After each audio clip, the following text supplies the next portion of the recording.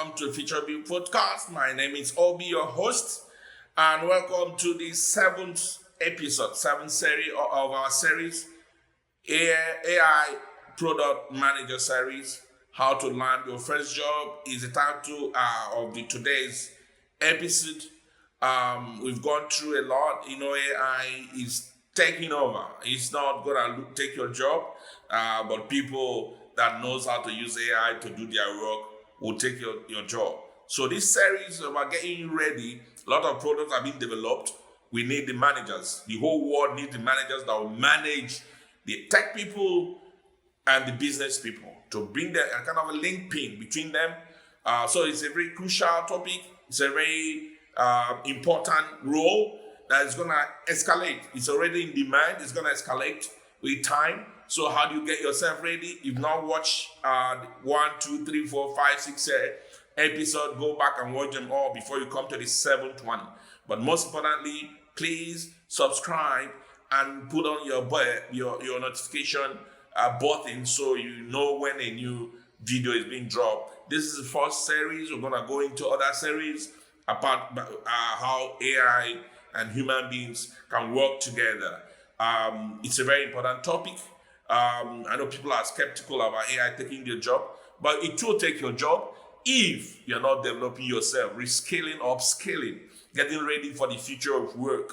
That's what this channel is all about.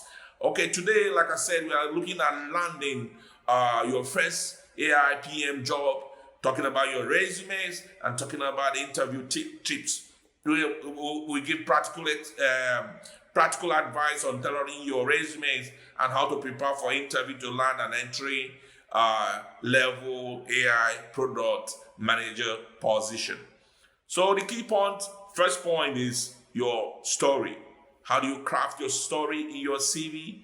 How to highlight your transferable skills like communication, problem solving, empathy, negotiation, how to craft them in your CV, and any AI related projects you've done in your CV. We in the last series, episode 5, we talked about portfolio, how to develop your portfolio. Please, if not watched that series, it's very important. Go back and listen to it. It's just like 10 minutes, not too much. How to do your portfolio, how to get yourself ready, even when you don't have that initial experience. You must do something to show that you're ready to work. So, crafting your story in your CV, you must use the right keywords, the right terms to be noticed by the recruiters. Use terms like AI literacy, data-driven, user-centric. Those things are very key in your CVs, using the right keywords. We don't have enough time to go more detail. We just have to highlight. But comment in the section and we can do something further. But we need direction to know the impact this is having. Comment, like, subscribe, and share in your network as well. So the next point is your interview preparation. What kind of questions do you expect in an AI product manager's interview, and how to answer them confidently, even if you don't have a technical background? Like I mentioned earlier on, communication is key, problem solving skill is key, critical thinking, strategic planning. They're all soft skills that with that portfolio you developed during your process of getting yourself ready, you talk through your experience or what you've done or what you know. If you have watched past series, we talked about how to report in writing and in speaking, your technical experience. The STAR technique, the S, situation, T for task, A for activity or actions, and R for results. I can't go into that because we're time bound. We have time we're working towards to make sure we cover as much as possible in these short videos. So the next point is to show. Don't just tell, like I just said. Show what you've done. Carry people along. What is the story? That STAR technique will help you to do that very, very well. And the interviewer will be on the same page with you. How to use your portfolio projects to demonstrate your abilities during the interview is key. Don't just go straight to the result you had, but remember to take people from the situation, from the brief you received from their manager, to what you agreed to deliver, what were the deliverables, and then you go into the action, what you did to get the problem solved. All the meetings, gathering data, cleansing, whatever you do, then analyzing, and then the product you delivered on time. Time is of essence as well. What is the percentage of savings, or in time wise, or in resources, money wise, did you make for the company? All these are important. Normally, when people are asked in an interview, I've been in hundreds and thousands of interviewing candidates. They go straight to the point. Okay, this is I was asked to do this, and this is the result.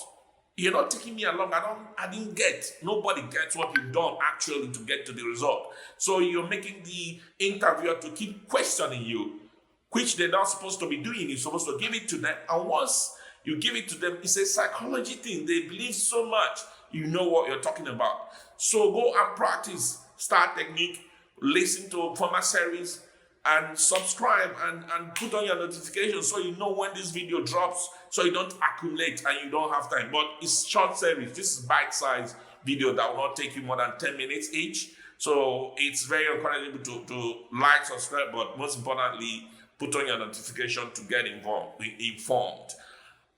All right.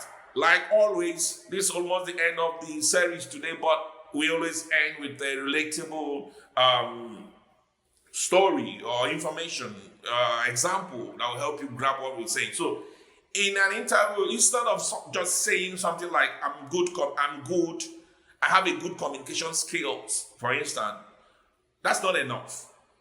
That's not enough. Everybody says that. But make it yours, personalize it. Personalize it, make it your, you bring in what you've done and the result you have. Bearing in mind at the back of your STAR, how do I provide STAR techniques? So you might say something like, in my project on AI-powered customer reports, I successfully translated complex technical explanations from the engineering team into clear, actionable insights for marketing team.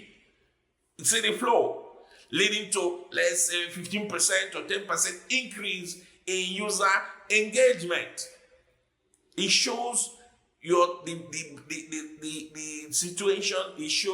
In this short sentence shows the situation, the task, action you took, and the result, the impact even to the organization. 15% saving, increase in user engagement. That takes the interviewer to the next level, and they can capture, they follow you immediately, and they will go for you. I'm afraid that's all we have for today, and we'll be here again, and possibly you watch out for the next series. If you have not already, please subscribe, and then put on your notification button for this channel, and good things are coming. Let's work together, rise together, and collaborate, so we can win in this AI era. I'm your host again, Dr. Obi, and I'll see you in the next video.